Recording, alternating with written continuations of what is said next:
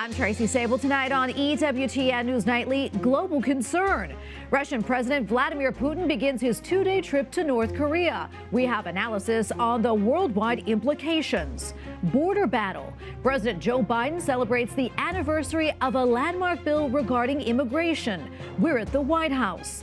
Catholic bishops in court. A judge issues an initial ruling in a pro-life lawsuit from the USCCB. And a story that's been buried. Learn more about 3 people buried alongside dozens of popes at St. Peter's Basilica. These stories and more tonight.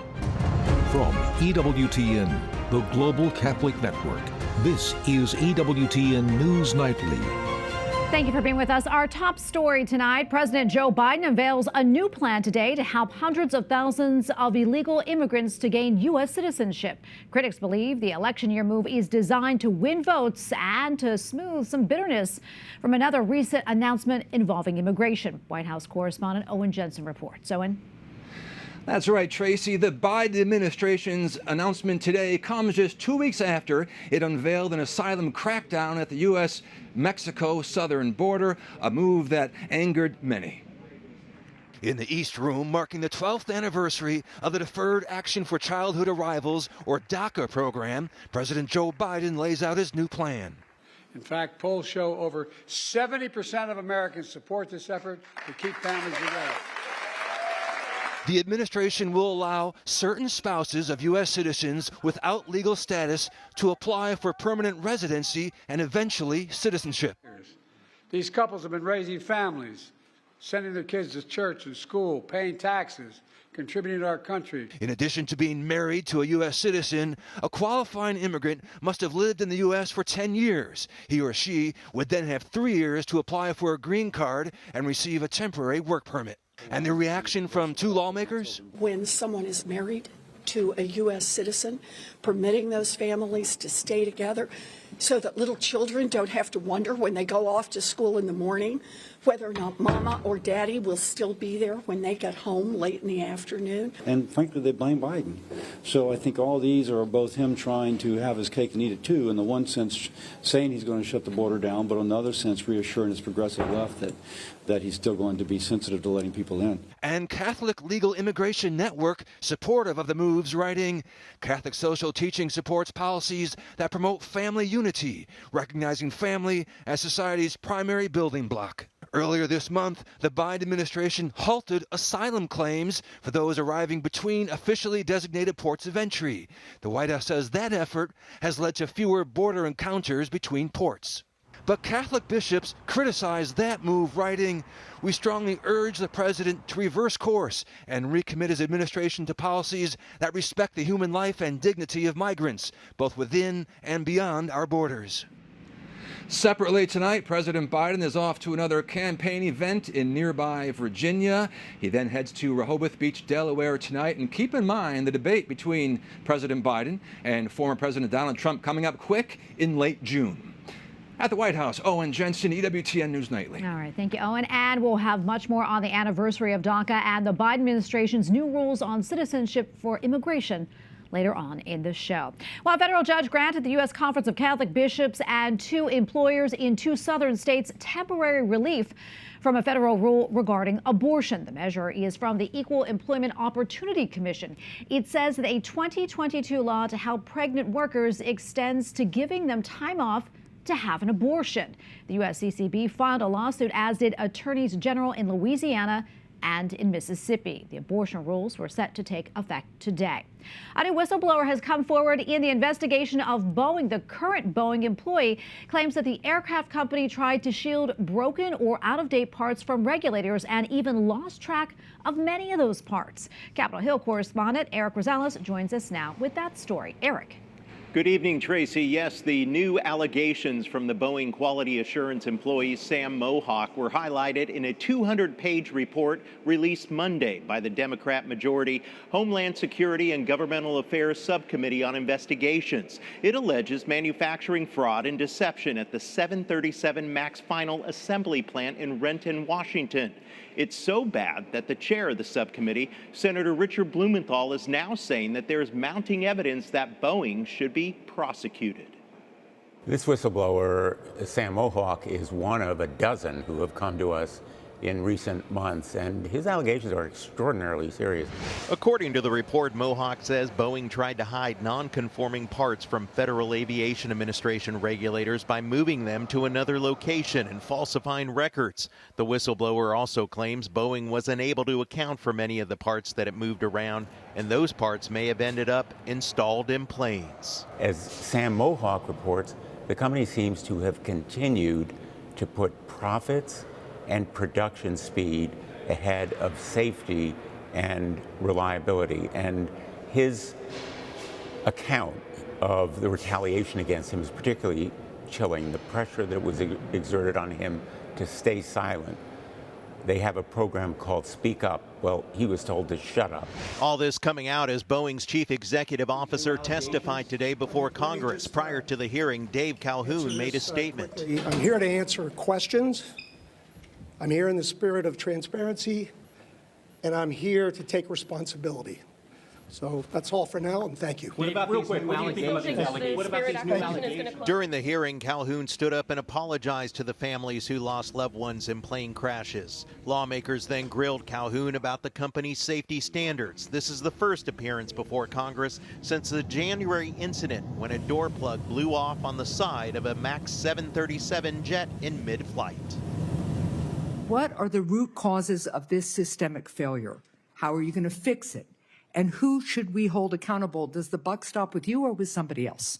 Alaska was a manufacturing defect. I'm not aware of any others that were. And we cannot allow one unsafe airplane to leave our factory. By the way, the Justice Department has launched a criminal investigation into the Alaska airline door panel blowout. Meanwhile, the company also is waiting word on whether it will be criminally prosecuted for fraud in another case. Lawmakers say that they'd also like the DOJ to investigate these new claims by the whistleblowers as well.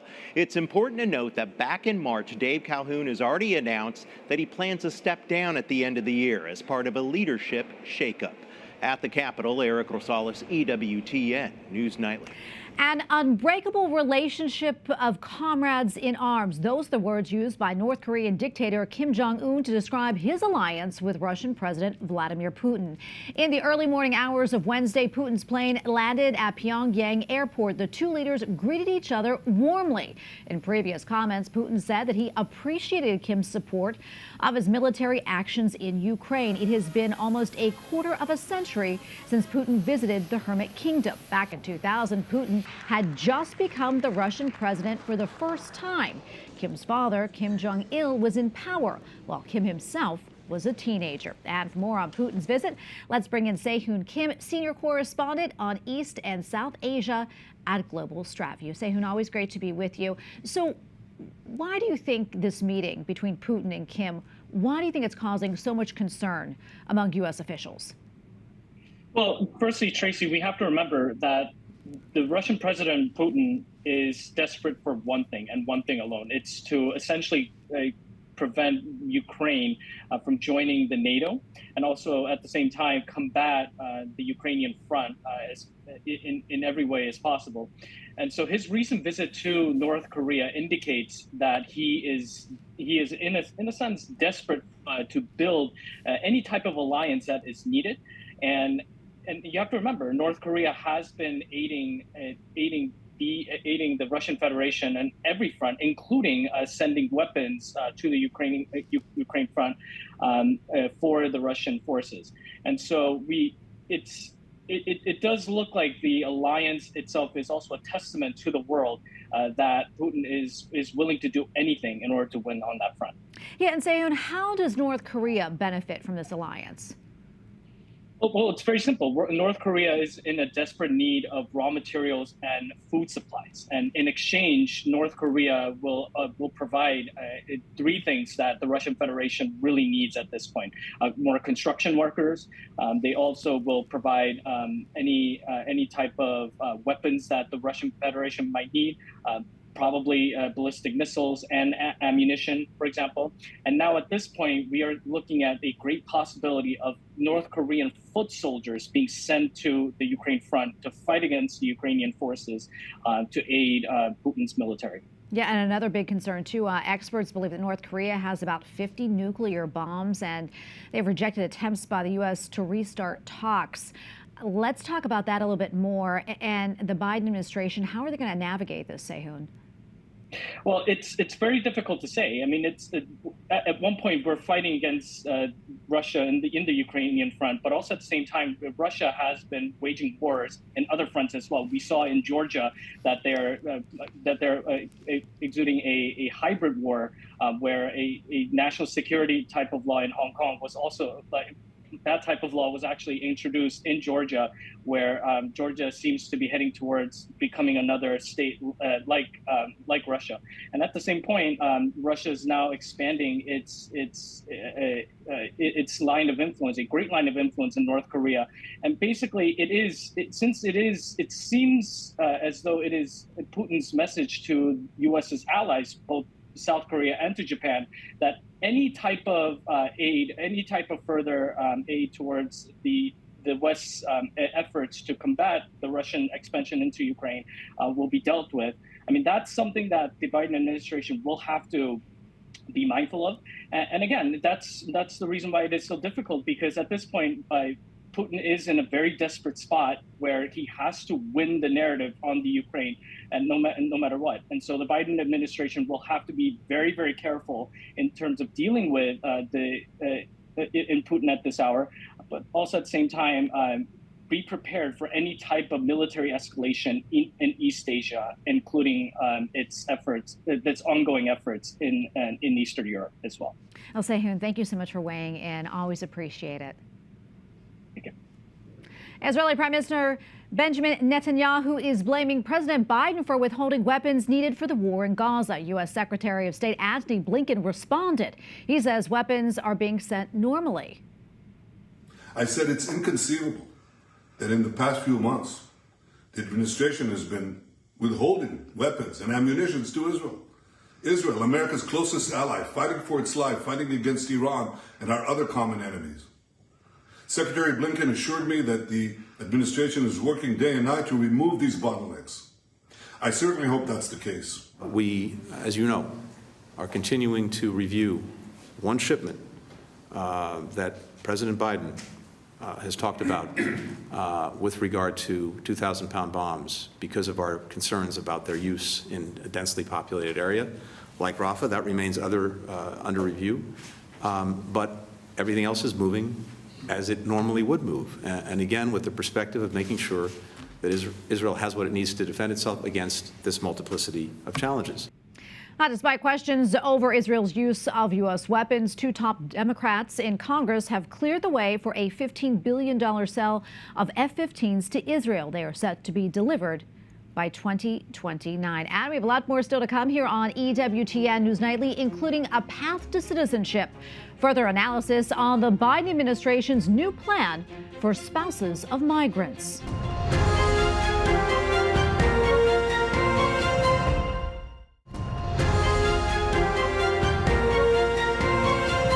As mentioned earlier, President Joe Biden took the opportunity today to speak and commemorate the 12th anniversary of DACA, the Deferred Action for Childhood Arrivals program, which was enacted by former President Barack Obama in 2012. DACA defers the deportation of migrants who were brought to the U.S. illegally as children. And while the order does not give undocumented immigrants lawful status, the White House says it does allow, in part, quote, young people to live and work in the only country that they have called home. And here to tell us more about that is Stephen Camarata, Director of Research for the Center for Immigration Studies. Stephen, good to be with you today.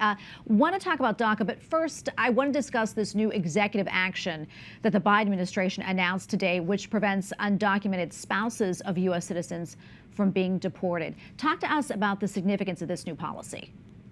Well, in general, they weren't getting deported anyway if they hadn't committed a crime. So that's not the big change. The big change is that they are getting a status called parole.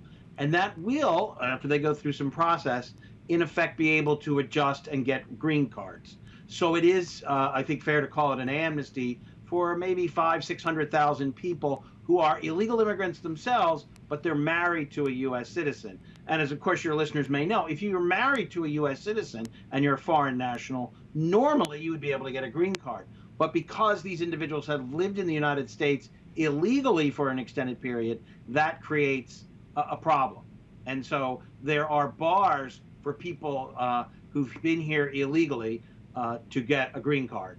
And so what this does, in effect, is work around that and effectively give them green cards. They could have gotten green cards if they receive a waiver first, go home to their, where they're from, or at least leave the country and undergo processing, and then would return with a visa and a green card. But this is, in effect, makes it a whole lot easier, a whole lot more attractive for them. So remember, they're not being deported right now. It's just a way of making them, whether they should be is a different question, but it's just a way of making them citizens, giving them a kind of amnesty. Stephen, do you expect it to face legal challenges like DACA did? Yes, so there's a whole series of questions. Is the president, for one thing, abusing his parole authority? Is he violating both the spirit and the letter of the law by allowing this kind of way of going around the normal? Congress has set up bans on people who are here illegally adjusting status, though everything with immigration law has an exception, so you have to be careful. But that was Congress's intent, and it would seem that this is an example of the president short-circuiting that. The other thing that I think people will be able to show harm if they're suing is that the Immigration Service is already backlogged. It can't handle all the green card and all the work authorizations and temporary visas, everything that it's being asked to do.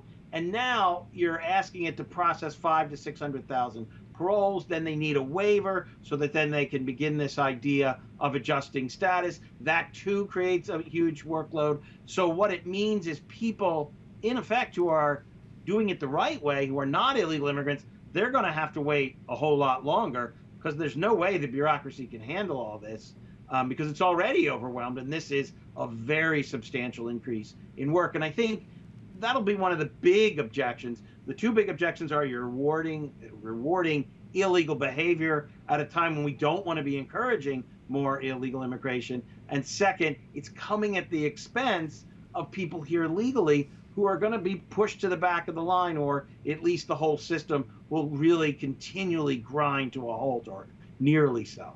Yeah, and a lot of people questioning the timing of all this as well. I want to get to DACA really quickly before we run out of time.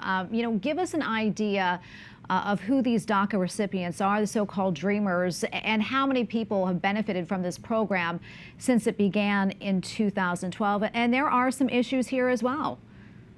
Right. So DACA was for people who came before the age of 16 to the United States. So all of the individuals are basically adults now. A few of them may have been younger, but it didn't work that way. It was mainly it's all adult people, sometimes in their 20s and 30s, who've lived here for quite some time. We know some other things, that the number of people who have this status has steadily declined, partly because people marry an American or find some other way to get a green card. Some people go home, and there's just natural mortality in a population such as this, as there would be in any. So the number of people with DACA, I think the last numbers I saw was around 600,000. Don't quote me on that. So, and it was larger, several 100,000 larger originally. But so DACA individuals are, I think that's usually thought to be around 70% from Mexico. So it's very heavily weighted towards Latin America, but they're from all over the world, very heavily weighted towards California. They have modest levels of education. The vast majority, even though they're adults, do not have college degrees. They're not children, as I said. They're all adults. And they have, as I say, modest levels of education. Some are married to American citizens. Most aren't. So it's not a diverse population ethnically. It's overwhelmingly Latin America, overwhelmingly Mexican, but not exclusively by any means. Relatively modestly educated, and it's concentrated in the states you would expect: California and Texas. All right, Stephen, thank you so much for your insights. Always appreciate it. Great to be with you. Thanks for having me. The family of a Maryland mother who was killed by an illegal immigrant last year is speaking out against the Biden administration's border policies. Their attorney says the situation at the border needs different solutions. America is hemorrhaging at the southern border, and the officials in Washington keep arguing over which kind of tourniquet to use. They just can't seem to figure out how to fix this problem. And had they gotten ahead of this and fixed this problem before, Rachel would be alive today. The suspect in Rachel Morin's killing was arrested last week in Oklahoma. Police say he had been living in the U.S. illegally after killing a woman in El Salvador. He has been charged with the first-degree rape and murder of the 37-year-old mother killed on a hiking trail. Up next on EWTN News Nightly, something extra. We hear from the director of a new documentary on the power of the Eucharist. Learn what is next for the film. Plus, learn about 3 women buried at St. Peter's Basilica alongside scores of popes.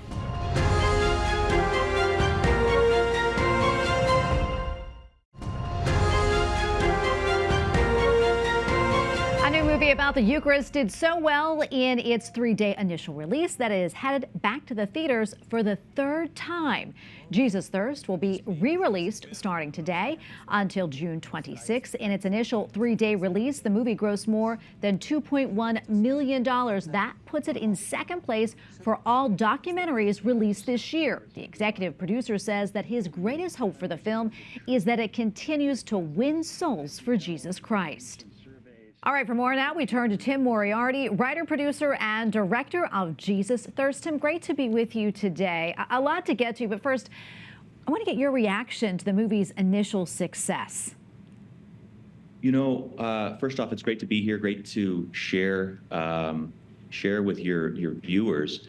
You know, we've been overwhelmed by the success of the film, by the response of audience members, people who have shared stories of family members, you know, taking another look at the church, saying, you know, maybe it's time to come back home. Maybe it's time to give the Catholic Church a second chance. I think a lot of us over the last few decades have been through some difficult times in the church with scandals, with, you know, looking at statistics of people leaving. This film has been, I think, a really, really welcome piece of art, a film that has stirred hearts to say, wow, you know, what a gift we have in the Catholic faith. And see it as a real tool and a vehicle to bring about this great Eucharistic revival that we're all working on in the church in the United States. What have you been hearing from folks who've seen the movie? What have they said to you?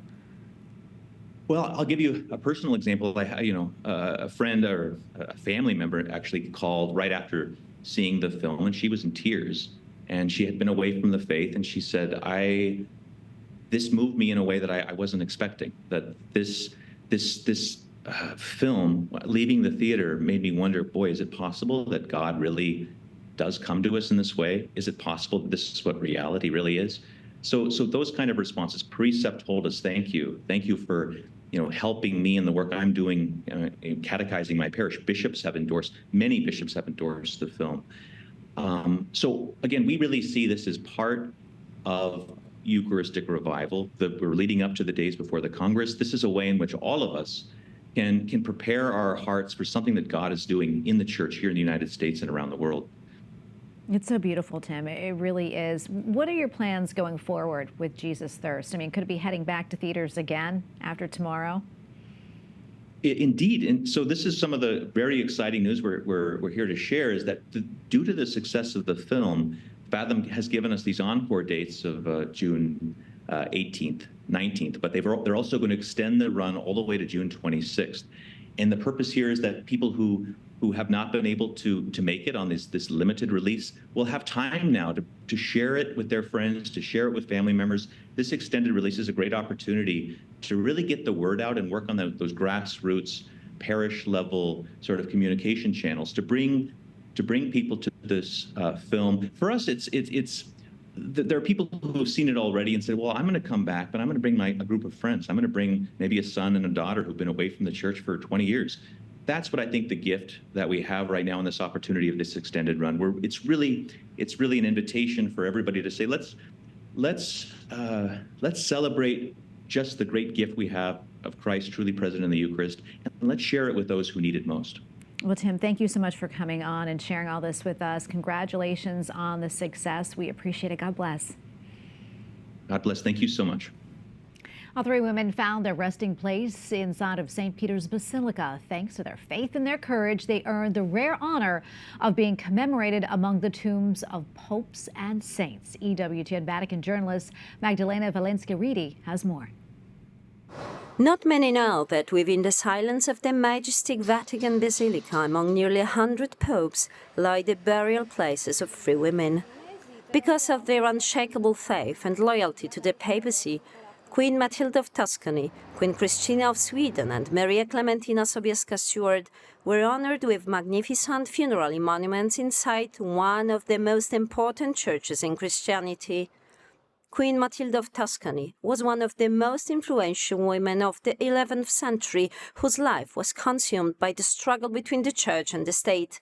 Matilda of Tuscany was a very important woman who made the Roman Emperor Henry IV kneel and submit to the power of the Church during those terrible years of tug-of-war between the power of the Roman Empire and the power of the Catholic Church. 500 years after her death, Pope Urban VIII asked that her remains be brought to Rome and dedicated a monument inside St. Peter's Basilica to her.